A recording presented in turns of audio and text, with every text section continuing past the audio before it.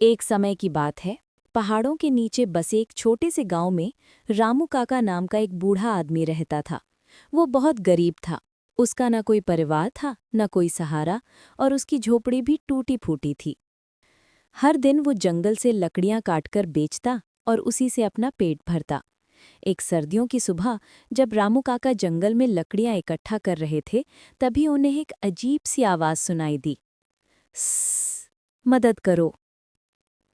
जब उन्होंने जाकर देखा तो एक सुंदर सफेद हिरन कांटेदार झाड़ियों में फंसा हुआ था।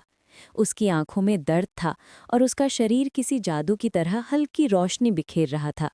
रामू काका ने कहा, डर मत बेटा, मैं तुम्हें निकालता हूँ। उन्होंने धीरे धीरे झाड़ियां हटाईं और हिरण को आज़ाद कर दिया। हिरण ने अपने सिर से काका के हाथ को छुआ और बोला, तुमने मेरी जीवन बचाई है। मैं कोई साधारण हिरन नहीं, एक जादुई हिरन हूँ। आज मैं आपका एहसान कभी नहीं भूलूंगी। रामू काका घबरा गए। अरे, तुम बोल सकती हो? हिरन मुस्कुराई। हाँ, और मैं तुम्हारी जिंदगी बदलने आई हूँ। हिरन ने अपनी चमकती हुई सींगों से एक गोल रोशनी निकाली और उसे रामू काका के ऊपर उड़ा दिया।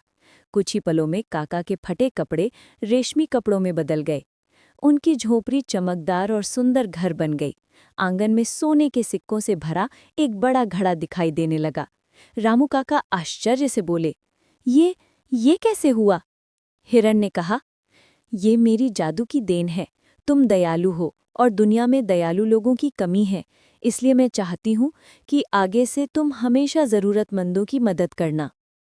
काका की आंखों में आंसू आ गए।